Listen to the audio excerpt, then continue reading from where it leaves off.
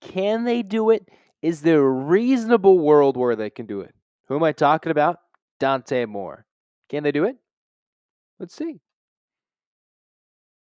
You are Locked On UCLA, your daily podcast on the UCLA Bruins. Part of the Locked On Podcast Network, your team every day.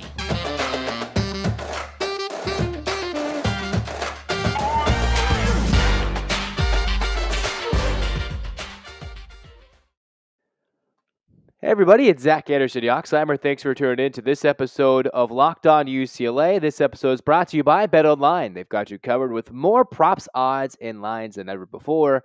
BetOnline, where the game starts, where it starts. And thanks for making it your first listen each and every day. It's free where we get your podcast. And just thanks for commenting, and subscribing on YouTube and wherever you listen to the podcast.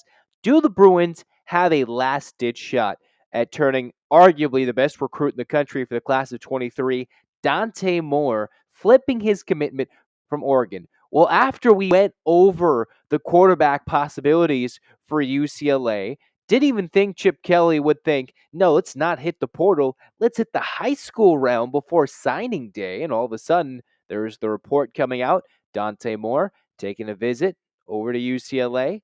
And is there any way or the Bruins could potentially flip Dante Moore? Well, let's see what this kid's got. Dante Moore is a five-star recruit, arguably the top recruit, if not just let alone quarterback in the country in the class of 23. He's from Detroit, Michigan. He's already committed to Oregon, been committed since July. Well, what's changed? One, Oregon's changed their offensive coordinator.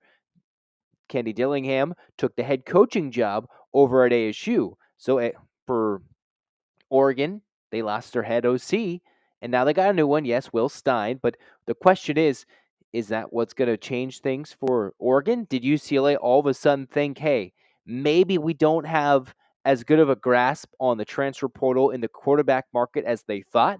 Or did they say, hey, we can go and steal Dante Moore and make that happen late in the game? Again, you have to think maybe there's a crazy world where Arizona State makes a late push for Dante Moore. Think about it. His offensive coordinator that would have been at Oregon, who had played a good part of recruiting him to Oregon, is now the head coach at ASU. A couple of in-state schools, Michigan State, Michigan, from his native home state of Michigan, from Detroit. They're throwing the bag at him. Whatever that means, you know what that means. It's NIL time. Officially or unofficially, the bag is being thrown at Dante Moore.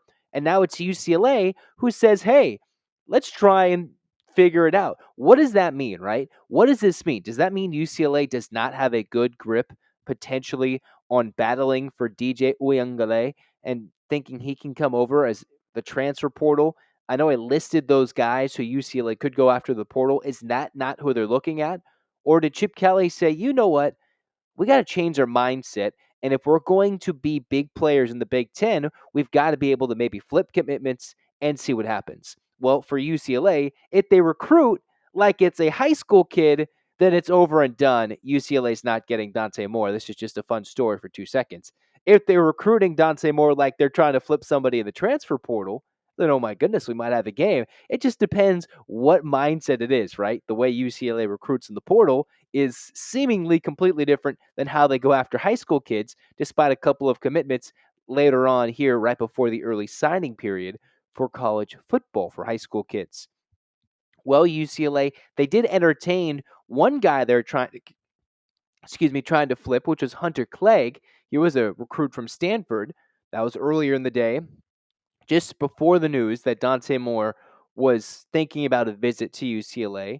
And then Hunter Clegg, what does he do? He flips his commitment. It's just not to UCLA. He went to Utah instead. So is there a reasonable world where a guy who's been committed since the likes of July where they could flip him? Well, UCLA had Grant Bunke, a three-star D lineman who had been committed to USC back, I believe, in June, and eventually found himself over to UCLA. So it has already happened in this recruiting class for the class of 23. If you remember, UCLA already lost what would have been their top recruit, Roderick Robinson the second, who was a San Diego kid from, I believe, Mater Dei Catholic, and was, a big part actually, I believe it's Lincoln High School, but whatever it is, he's from San Diego. Roger Robinson flipping to Georgia. So can UCLA all of a sudden take the top recruit from, or what, the top recruit in the country and steal him late?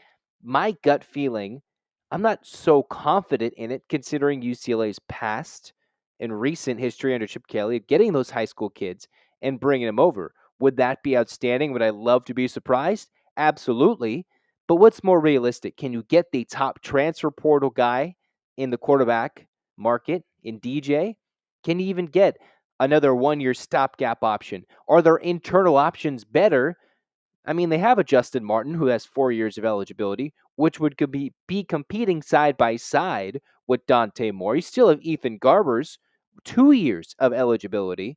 And then there's Dante Moore to go with it. The Oregon question you have to ask, they still have the question whether Bo Nix, who does have an extra year of eligibility, is he coming back 1 year? Is that what will flip Dante Moore one way or the other? He's still got his own home state recruiting him hard. The guy who recruited him to Oregon pretty heavily from what I've seen in Dillingham, he's now a head coach somewhere else. Could he flip him and get him to another Pac-12 school? These are all questions that have to be asked and answered by the time this recruiting visit ends to UCLA. And I've always found it interesting, right? You commit and then you still take visits throughout the rest. And yes, you always like to keep seeing your options, but it's funny when you've chosen, I guess, an option. Imagine like this in the dating game, right? You have your date, you have your girlfriend, your boyfriend, wherever you land, and you sit there and you're like, all right, this is my significant other. And then all of a sudden you're like, well, I'm still going to play the field. That's kind of how this recruiting has gone in this day and age when it comes to commits, hard commits, soft commits, NALs, transfer portals, re-recruiting the players. The term you've been hearing, re-recruiting players you already have in your program just to make sure they don't leave if you like them to continue playing and contributing to your program. It's just funny how this day and age, it's recruiting can be, yeah, I've been committed. Oh, a coach leaves, which can very well be an important part of why you chose to go there. But still, it's just funny how, oh, is this the reason he's going to go or this is the reason he's not going to go? It would be a great get for UCLA. But in the end, there's two things you have to ask. Besides, can UCLA get him?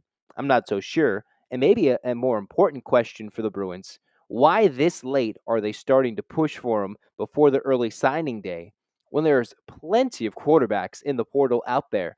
And you already have a Justin Martin. Does that not say Justin Martin is qualified enough to compete for the starting role in 2023 and beyond?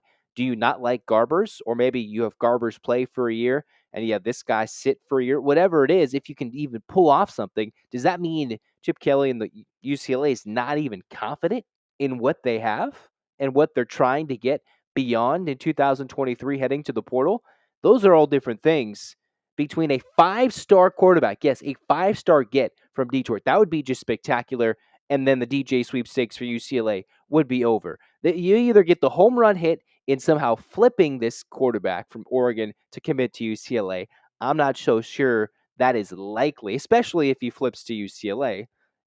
Things could change with a visit and an offer, and the Bruins throwing everything at him in a positive sense there with the NIL and showing the glitz and the glamour of the Westwood area, Hollywood, all that stuff, playing the Pac-12 and then the Big Ten, barring UC Region's craziness. Could this happen? In my perspective, I'm not really thinking it could. Could he flip? I'm not entirely sure. And the other thing is, what does this mean going forward for UCLA quarterback recruitment? Was this just a little, let's just kind of kick a rock over there and see what happens? Oh, all right.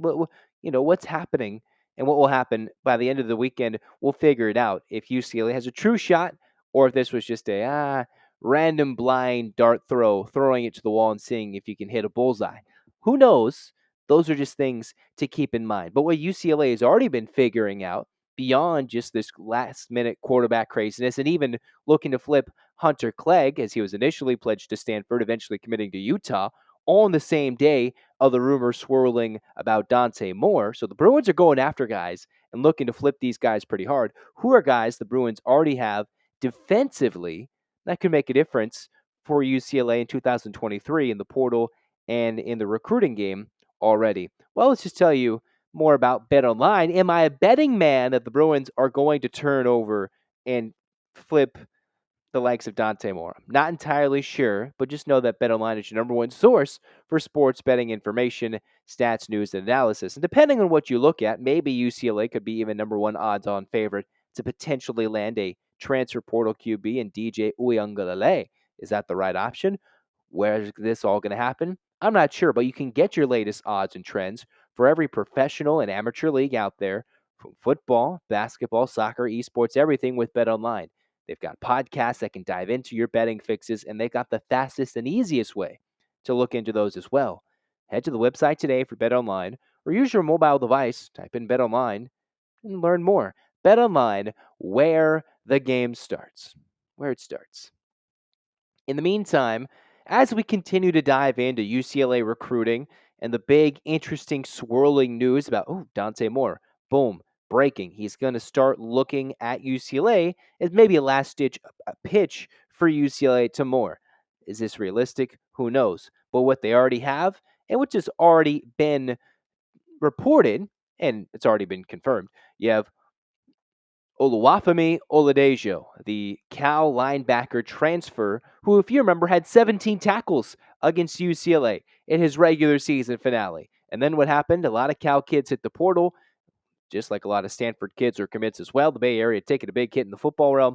UCLA goes after Oladejo, who comes through as a sophomore and will have at least 2 years of eligibility coming to the Bruins. And that was a pretty decent get for a linebacker in just his second year in D1 college football to flip him, a Northern California kid from Elk Grove, and then flip him down to SoCal. Oladejo this year, 91 total tackles, 44 solo. He had about 4.5 tackles for loss and 1 sack overall, with an interception, 2 QB hurries, and a forced fumble with a fumble recovery. Last few games, 4 out of the last 5 for Oladejo. UCLA saw this guy get 17 tackles against him. For the last 5 games, Oladejo was all over the field for Cal. He had double-digit tackles in 4 of those last 5 games, including registering at least half of a tackle for loss or sack down the stretch. So he got really hot down the end of the season in 2022 for the Golden Bears. That's a pretty decent pickup for UCLA, who was a 3-star product coming out of high school in 2018. So way back when, you go back and it's like, all right, he's got 2 years left of eligibility, which could be a nice get for a UCLA defense that is either building, keeping the Murphy twins, keeping Leatu Latu, getting guys and keeping them on this defense. And still, all the questions remain about Bill McGovern, as the Bruins showed some promise before he's been mysteriously MIA for a long time, other than the report of an illness. That's what they've said, and nothing has been added on to that officially, publicly since then. But the Bruins are adding defensive guys, one in Oladejo from Cal, the transfer, which has already been reported. A little bit older news, but that is a good get for the Bruins, who comes through and can really maybe fill some holes up the middle in UCLA for the front seven and just get a lot of tackles and build UCLA's depth defensively, which they need. A lot of the things UCLA will need to fix, maybe in the portal or through the years, is the secondary. But in the end, if you can build your front seven, get some pressure, stop the run, continue to do that, then UCLA would love to continue to get guys like Oladejo, who they got in the portal. In the end, I've already slightly mentioned this. You have Grant Bunke, a 6'5", 265-pound 3-star recruit, initially pledged to USC early in the summer. Things went wrong there. Don't exactly have the full scoop, but all it is that he, depending on what terms you want to use, maybe not a full flip is what I've seen, but he is flipped and turned into a UCLA Bruin.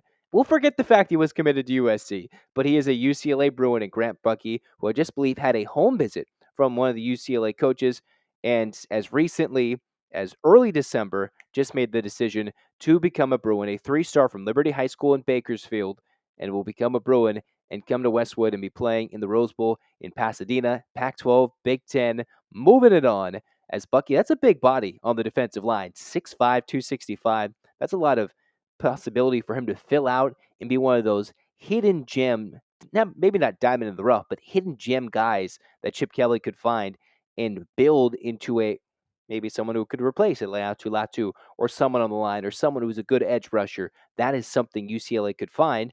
And speaking of other players who are, maybe good edge rushers or guys who are solid defensively.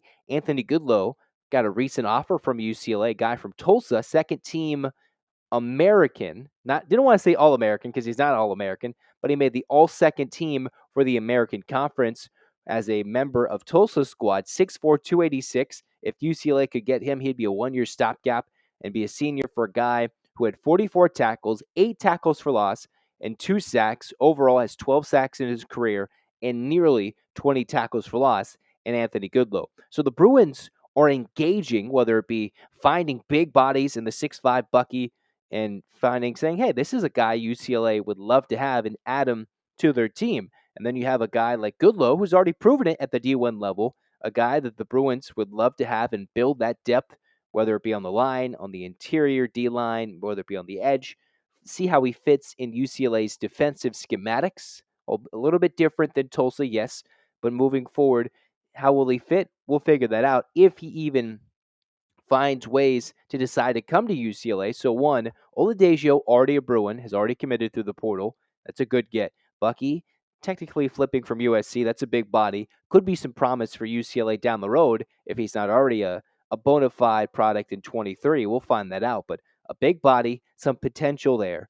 And then Goodlow, who's already proven at Tulsa with 1 year of eligibility left, tackles for loss, sacks, can get in the backfield and make things happen and force some havoc in the backfield and making turnovers and putting teams behind the chains, which can maybe help out your secondary. Either way, Goodlow is a guy that they have offered. He is not committed, at least as of this episode.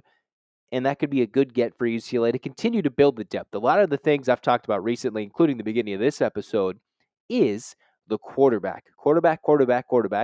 It is a lot of fun. And with Dorian Thompson-Robinson leaving, that makes a big pretty much hole for UCLA for someone who holds so many records for the Bruins now in DTR leaving. I know with the extra year it was helped out, but still with Dorian Thompson-Robinson, that needs a hole with quarterback. But again, as everybody could have looked at this Bruins team in 2022, the biggest hole when it came down to largely the biggest games in their losses to Oregon and USC in 2022 came down to the defense. 45 to Oregon, 48 points, unfortunately, to USC. And that's what needs to be shored up. Could still got to play another year against Caleb Williams next year in the Coliseum. Whether Bo Nix comes back or if Dante Moore stays with Oregon, those are the two guys, either one of the best recruits in the country or a guy that's proven it and was potentially playing for Heisman. And I know UCLA pretty much doesn't play Oregon next year, but still, those are the guys you're looking to beat and contend with in 2023 for a Pac-12 title, with other teams only getting better and hiring coaches.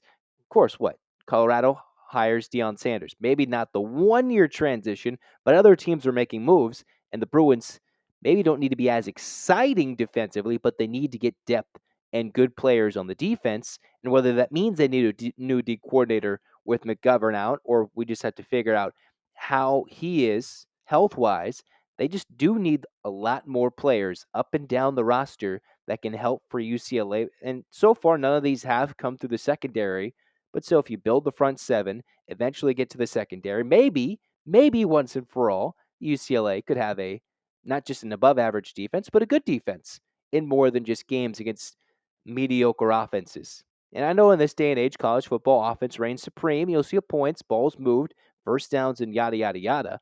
But here the Bruins are making moves defensively, almost got that edge rusher in Hunter Clegg to flip him from Stanford. In the end, the Utah kid goes to Utah, becoming one of their many commits in 23, and the Bruins have to continue to look elsewhere.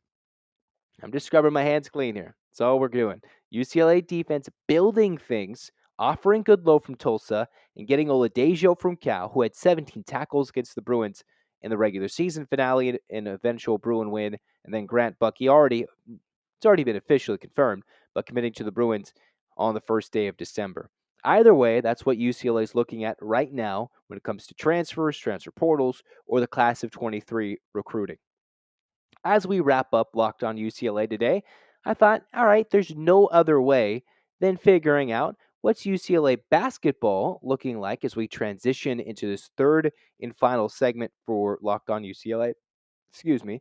And who they play next? Well, Mick Cronin's bunch, as we flip back to the hardwood, UCLA 7-2. They're 2-0 in Pac-12 play, undefeated in the Pac-12 conference after their 2 wins. This is finals week for most, especially in the quarter system. Semesters, sometimes you have those weird wraparounds. The Bruins come in 7-2 and take on the 8-2 Denver Pioneers, who the Bruins have pretty much dominated the all-time series, 11-1, haven't lost to the Pioneers in nearly 62 years. When the last time they lost to Denver out of the for the Denver Pioneers, a team who has been pretty good, competitive, and now as they move forward and look to compete this year, Denver's saying, all right, we have a chance to compete in the Summit League.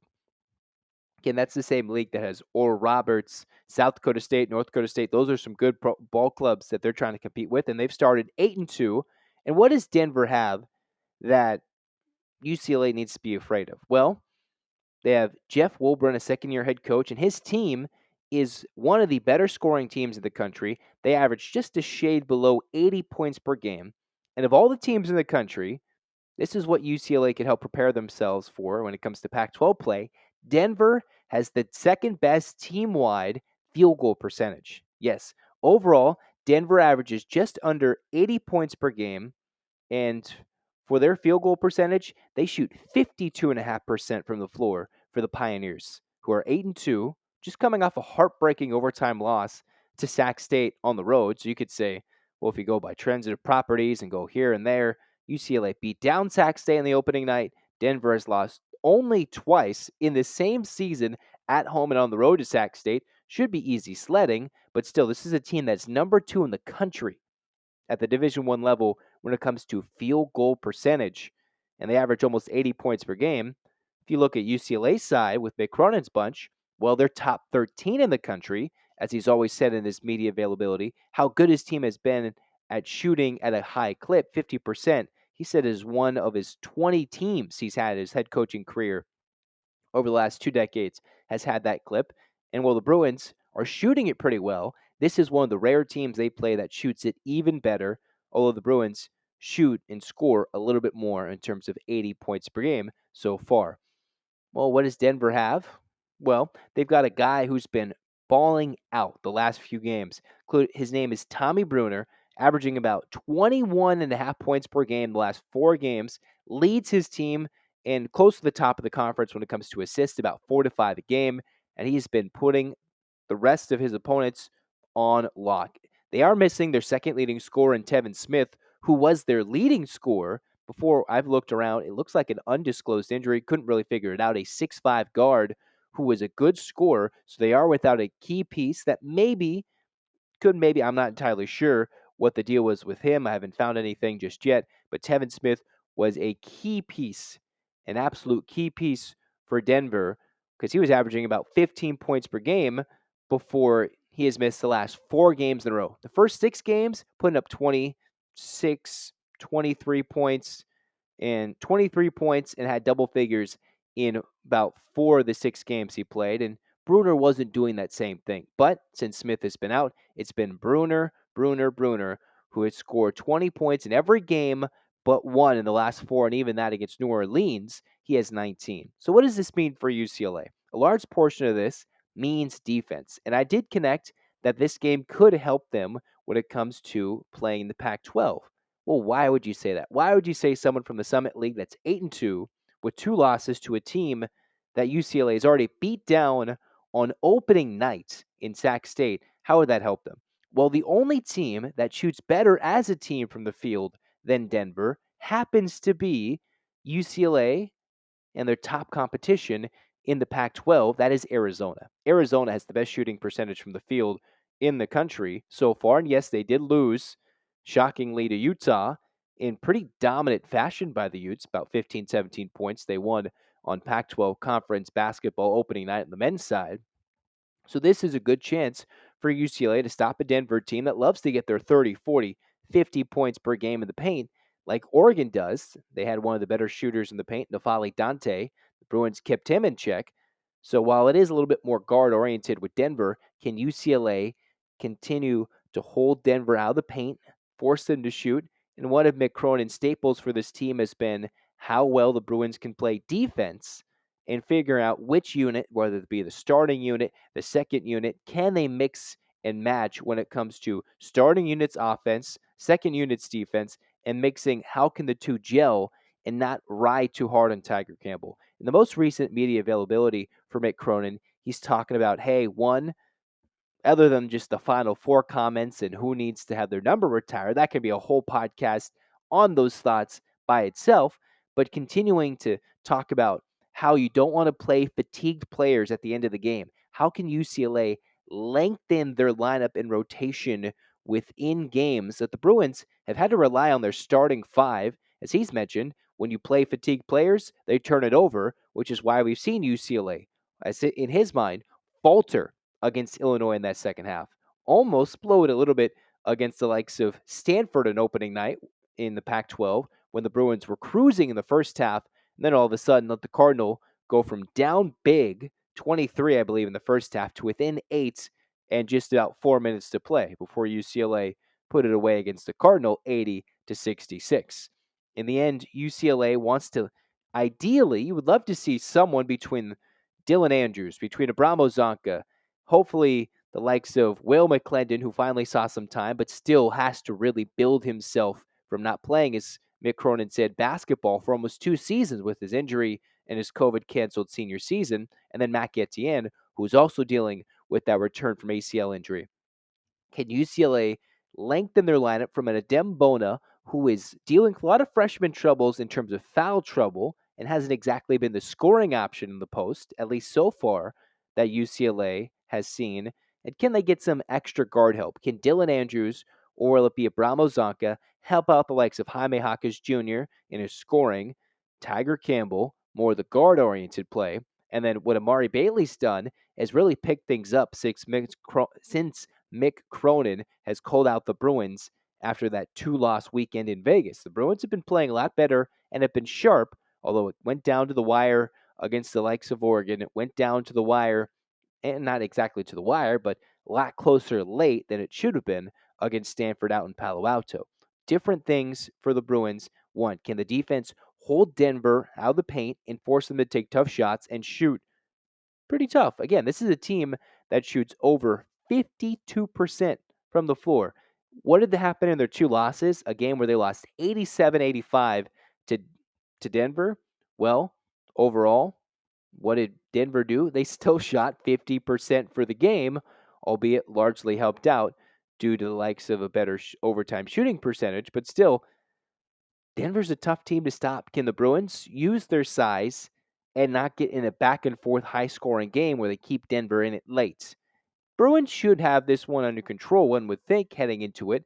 But if you let both teams score at will, especially the Pioneers, getting down low, letting Bruner go crazy after it and getting easy buckets and feeding his teammates, then maybe UCLA could be in for a high scoring barn burner in the worst case. That is the worst case scenario. If this game is 44-44 at half, something like that, 44-42, however you want, and then it's 70-70, and there's still 8 minutes to play, that's maybe not what UCLA wants this game to be. You'd rather, if you're a Bruins fan, see this one be more like 30-20 in the first half, a low scoring game, which means the Bruins are clamping down defensively and then building themselves into a strong offensive push, potentially in the second half. You don't want to get in a high scoring bout with Denver. Not that the Bruins couldn't win that one easily, but you'd rather see UCLA's defense shine in a matchup. Maybe not exactly ideally mano-a-mano, but similar ideas of how well Denver shoots just compared to what Arizona has done statistically this season. Well, we'll see what happens with the Bruins on that Saturday in the middle of the day against Denver. Hopefully nothing too crazy other than maybe some recruiting news for UCLA football until then. In the meantime, we will react to that a little bit after that UCLA hopeful win against Denver, take down the Pios, and bring home their 8th win this season before building into a ranked matchup, I believe, against Maryland in the next week and a half. That's going to do it for Locked On UCLA. Go make Locked On Sports today your second listen. Like, comment, subscribe here on YouTube or wherever you're listening or watching to Locked On UCLA. Thanks for your support. Zach Anderson-Yoxsimer says, all right, let's get those hands up. It clap time, baby. And 1, 2, 3, 4, 5, 6, 7, 8, UCLA. UCLA, fight, fight, fight. This has been Locked On UCLA. Go Bruins.